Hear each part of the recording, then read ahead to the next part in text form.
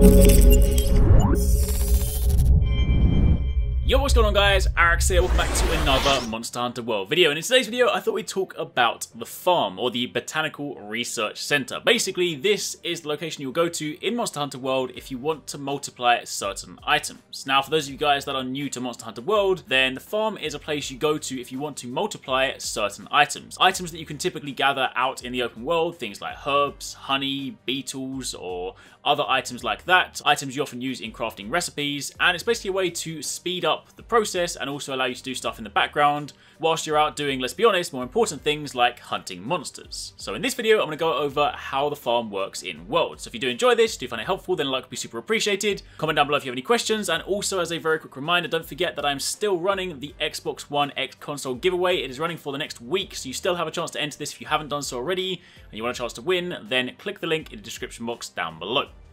Now, to begin with, if you head over here in Astera, this is where you'll find the farm. Now, I am actually going to be doing a complete Astera tour later this week. I think probably Thursdays when I'm going to be dropping that video, so stay tuned for that. I'll show you as much of Astera as I'm allowed to. There are still some areas I can't go to, but I will be showing you guys the majority of the cities. You guys have a good idea as to where things are, the layout, and some of the other stuff you can get up to whilst you're here. But this is the farm. So upon speaking to the actual researcher himself, you'll see that you have three main options: cultivate, fertilize, and collect harvest. Some of you guys might have seen a couple of these screens because in the most recent Famitsu article, they dropped a couple of screenshots showing how the farming process works, but now you guys can actually see in gameplay. So to begin with, the very first thing you'll do is you'll go to the cultivate option, and this is basically where you pick your items. Now, to be very clear, again, for those of you guys that are new to the series, this is not a means for you to multiply things like monster parts. So you're not suddenly going to go here to, say, farm Rathalos scales or like Anjanath tails or anything like that. This is a place to go to farm and multiply items that you would normally gather. So again,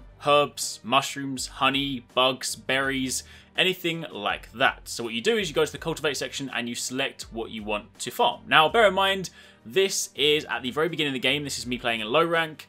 Typically, as you play through the game and you upgrade areas and you progress in the story, you will unlock the ability to farm or cultivate multiple items. Normally it's 3 if you look to kind of like previous Monster Hunter titles. So I would imagine in Monster Hunter World, much like you have done in previous games, the later we get in the campaign, the more options I'll have. So you'll probably better have, say, 3 items on the go at one point. But where I was in the campaign playing in Japan, I only had 1 box. But either way, you pick your items. So in this case, honey. Honey is a very popular item to farm because, of course, it's used to make mega potions, and mega potions are basically a staple item you will always carry with you. And of course, you can gather honey out in the world, but it's considerably quicker to do this. So you select your item, you place it in the box to begin the cultivation process, and then from then on you actually have 2 options. You can just leave it if you so wish, you can just complete the process, or you can use some of your points that you earn whilst completing quests and things like that to fertilize the actual crop. You can put standard fertilizer on it, you can put mushroom substrate on it, and you can also put on summoner jelly. They do different things, but ultimately these mean that you'll get a better yield from your harvest. If you go and just leave, say, honey in the box for 10 turns, you'll come back with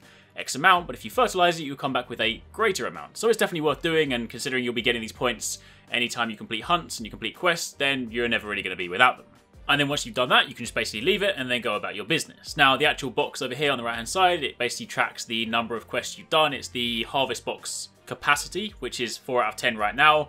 That will effectively tick up 1 time per quest. So what you would then do is you would then go back to your questing, you would go and hunt some monsters, you would complete your quest, you would then just forget about this, and you would then come back 10 quests later when the box is full to grab your rewards. Now, you can come back prematurely. I could come back after, say, 4 or 5 hunts, because in this situation you can see that there have been 4 quests since the last time I put my item in, but typically you just put them there, you forget about it, you come back 10 quests later, and then you grab your rewards. So you go down to the collect harvest option, and you'll see this is where your items are. So already this is a stack of 8 different honey after 4 quests, which is nice, knowing that I've been able to do that without having to actually go out and specifically look for honey and farm it in the process. Of course, if you're doing both, then you're getting the best of both worlds. If you see any honey when you're out and about and you gather it, plus you're farming it, then you're going to have a much greater amount. But the point is, that is how the farm works. That is what you use it for, and that is precisely why you should make sure you pay attention to it. So, that's pretty much it. That was a very quick look at how it works in Monster Hunter World. For those of you guys that are existing fans, then of course I know there have been a lot of questions about this one. The Palico farm in the traditional sense is a thing of the past, because in this game